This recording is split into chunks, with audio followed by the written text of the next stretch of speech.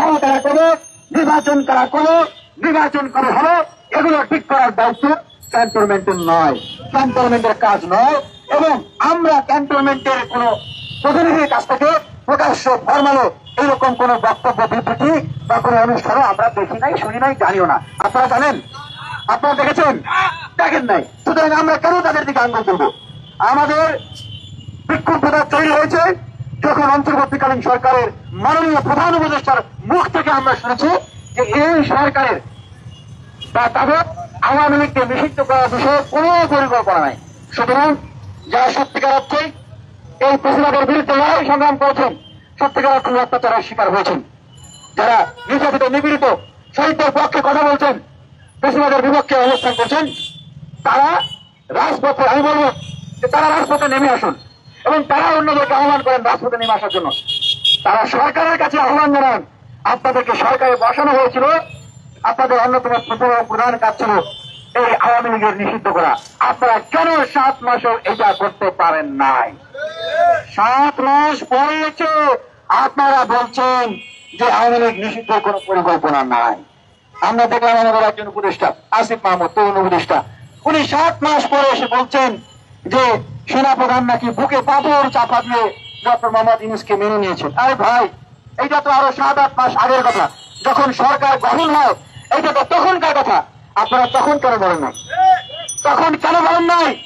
আমরা বিভিন্ন জায়গা থেকে জানতে পেরেছি যে আপনারা আপনাদের নতুন রাজনৈতিক দল গঠন করার জন্য আপনারা সরকারের সহযোগিতা চেয়েছেন, সরকার আপনাদেরকে সহযোগিতা করেছে, যেটা এখন প্রমাণিত।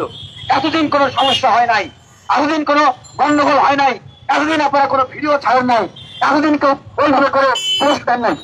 এখন যখন নির্বাচন ঘনিয়ে আসছে, আপনাদের নিবন্ধন নেওয়ার সময় আসতেছে, ক্ষমতার আসন ভাগাভাগির সময় আসতেছে, এখন আপনারা পাবলিক রিয়াকশন দিচ্ছেন আর ভিডিও ছাড়তেছে। আপনি কোথায় বসে আছেন?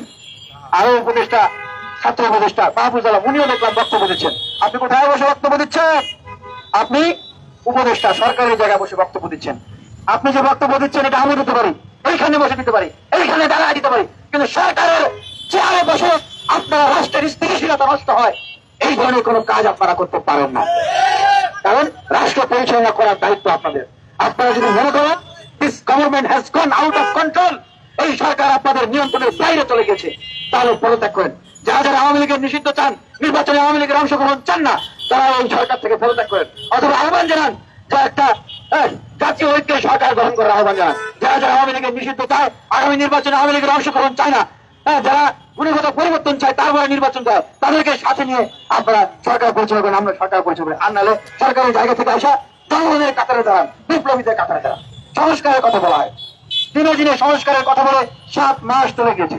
আমরা স্পষ্টভাবে বিপ্লবী ছাত্র জনতার পক্ষ থেকে বলে দিতে চাই, সংস্কার 1 নম্বর পয়েন্ট হবে কি হবে? সংস্কার 1 নম্বর পয়েন্ট কি হবে?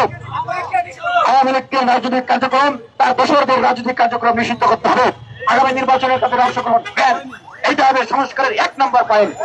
যেই সংস্কারে এই পয়েন্ট নাই, সেই সংস্কার আমরা ছুঁড়ে ফেলে দিলাম। সেই সংস্কার ছাত্র জনতা লাগবে না। আমরা দেখছি বড় বড় রাজনৈতিক দলের বড় বড় নেতারা তারা সুশীল বক্তব্য দিচ্ছে।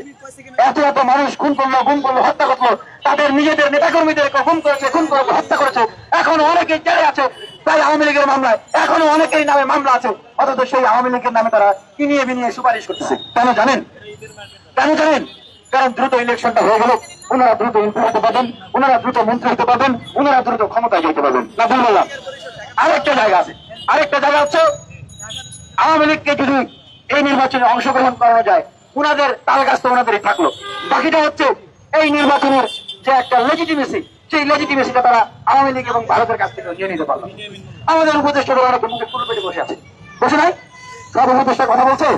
আপনারা সাংবাদিক ভাইরা প্রত্যেকটা উপদেষ্টার কাছে যা ধরবেন যে আওয়ামী লীগের বিষয়ে আপনার মতামত, তারা মুখে অনেকে খুন পেটে বসে আছে, অনেকে পয়সা পয়সা বিপ্লবী বক্তব্য, ভিডিও আর রেস্টারা দিচ্ছে। নিষিদ্ধের বিষয়ে তাদের কোন রাষ্ট্রীয় কোন কার্যক্রম, কোন তৎপরতা নেই। তারা কেন করতেছে জানেন? তারাও চিন্তা করতেছে, যেহেতু তাদের এখন আর জনগণের কাছে সেই জনভিত্তিটা নাই, তারাও চিন্তা করতেছে যে যদি আওয়ামী লীগ নেক্সট ইলেকশনে তারা অংশগ্রহণ করাতে পারে, তাহলে তাদেরও লেজিটিমেসিটা তারা আদায় করে নিতে পারে, ভবিষ্যতে তারাও বিপদমুক্ত হতে পারে। আওয়ামী লীগ যদি ফিরে আসে, সিস্টেমেটিক্যালি নির্বাচনের ভিতর দিয়ে আওয়ামী লীগকে ফেরানোর বৈধতা যদি এই সরকার দেয়, তাহলে কি হবে দেখতেছেন না? দেখতেছেন না কি হবে? এখন আওয়ামী লীগ মিছিল করতেছে বিভিন্ন জায়গায় তারা গুপ্ত হত্যার ষড়যন্ত্র করতেছে। হ্যাঁ, গতকাল ধানমন্ডিতে তারা মিছিল বের করেছিল। ছাত্রলীগের সেক্রেটারি বলে কি ফাইনাল ম্যাচ, কি ম্যাচ? ফাইনাল ম্যাচ ঘোষণা করেছে, অপেক্ষা করেন। হ্যাঁ, এই যে তারা সাহস কোথায় পাচ্ছে? আওয়ামী লীগ কি খালি রাজপথে?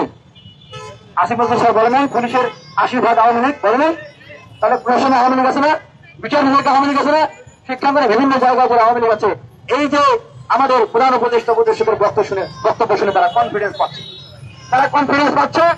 এই যে বিপ্লবীদের জীবন এখন শঙ্কায় পড়তেছে। তাই বলতেছে আওয়ামী লীগকে এই জন্যই নিষিদ্ধ করতে হবে যেন যারা বিপ্লবীরা যারা বুক চিতিয়ে আন্দোলন করেছে, তৃণমূলের মাঠ পর্যায়ের নেতা কর্মীরা আন্দোলন করেছে, প্রতিবাদ করেছে, প্রতিরোধ করেছে আমাদের নিজেদের জানমালের নিরাপত্তার জন্য।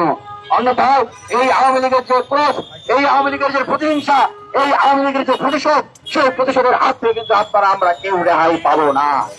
তাই আমরা সুস্পষ্টভাবে বলতে চাই, আওয়ামী লীগকে ব্যান করতে হবে এবং আগামী নির্বাচনে আওয়ামী লীগ অংশগ্রহণের যে সিদ্ধান্ত, সেটা অংশগ্রহণ করতে পারবে না।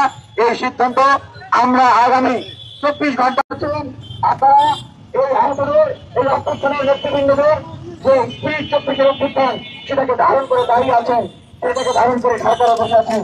আগামী 24 ঘন্টার ভিতরে